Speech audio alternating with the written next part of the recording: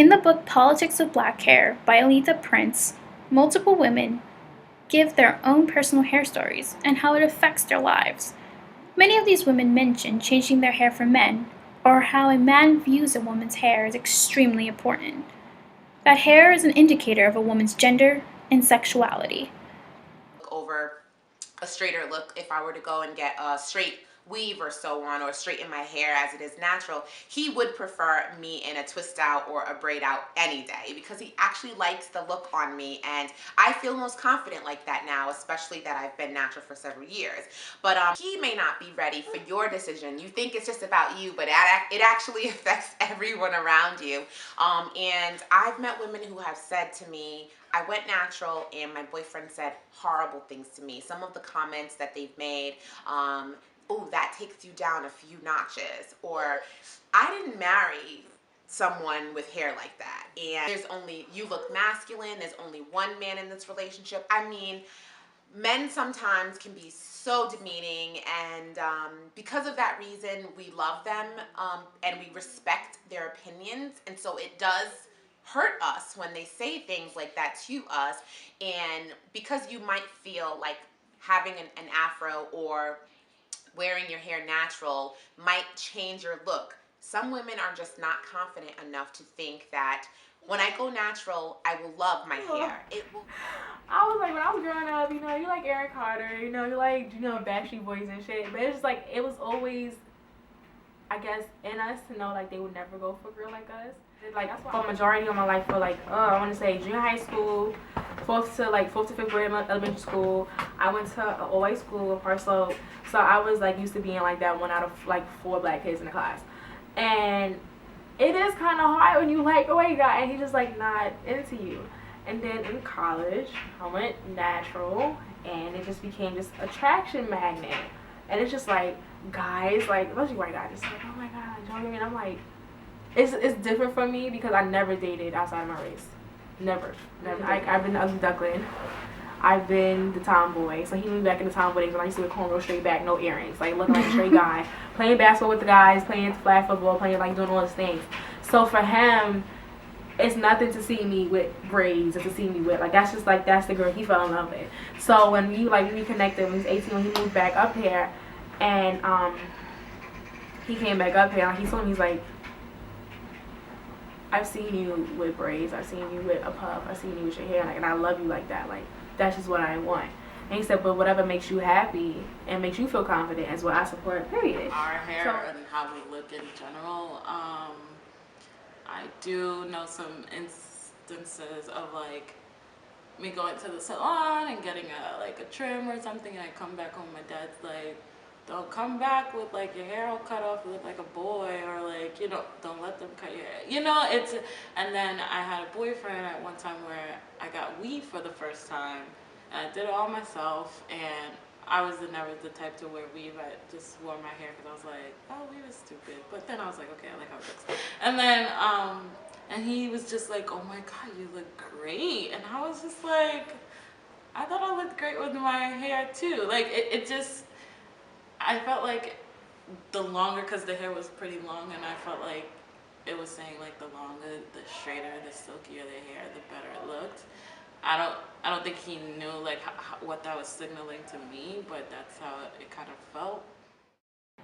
2 Purchase college students, Daphne Nazio and Aaliyah Worthy, talk about their experience being both black and natural when they studied abroad in South Korea 2 years ago. In 2011, both Purchase students studied abroad in Korea.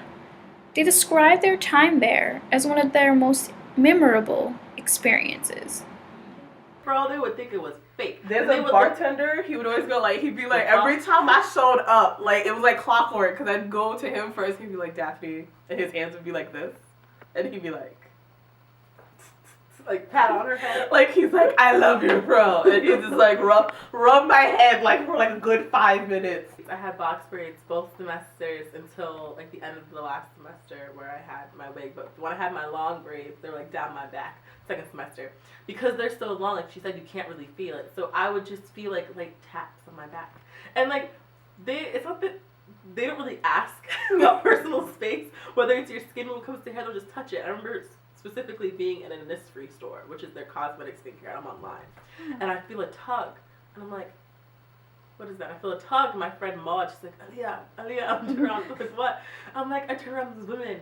They're like, oh, I'm like, your hair. I'm like, oh, thank you. It's fine. It's fine. I'm like, yeah. Like while we were waiting for other people to come, and she started pulling my hair and like screaming, Modi, Modi, and like, is it real? And like, and all my Korean friends were like rolling because they were from New York, so they were like, I'm like, what's so fucking funny? Like, are getting to like the natural hair when it comes to the opposite sex. Right. And then We the suggest black men, I love like black men say, I want a girl who has like long, luxurious hair through it. But then it's a lot of other men, like other ethnicities that like the hair, and they don't mind the change and the dress up as much.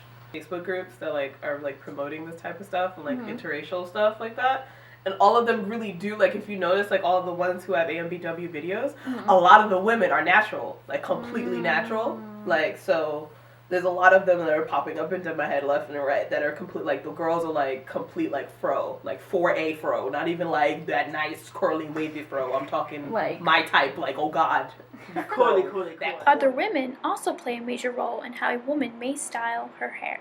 Because of the rise of the natural hair movement, there have been debates on whether black women should ditch their chemicals and hair pieces altogether. This has created a rift between women who still chemically relax and ones who don't. A hair war of sorts.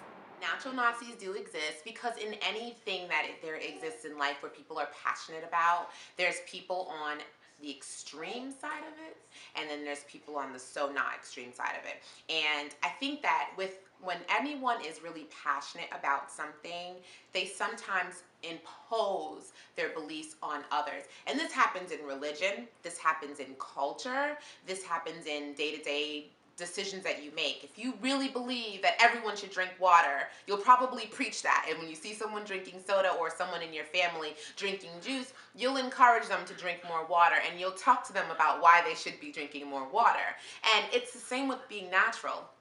We get so excited in our decision to go natural. For so many women, this is the first time we're finally going back to where we started, the way that God intended for us to wear our hair.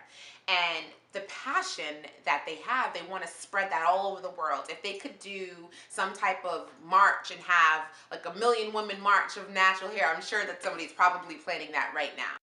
Celebrity culture, cable, and thanks to social media, there's an overconsumption of information from questionable or unreliable sources.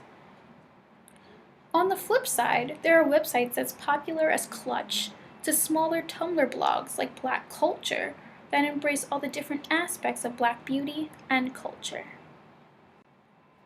One of the fascinations of the internet is the popularity of how-to videos. Search for anything on YouTube and there's probably a video tutorial for it, including those on how to style one's natural hair. Social media has become a helpful tool for Black women to learn how to style and care for their hair. It has also been helpful in the new natural hair movement that's been going on for a few years now. Some popular YouTubers are presenting positive, versatile, and in-depth representations of Black women.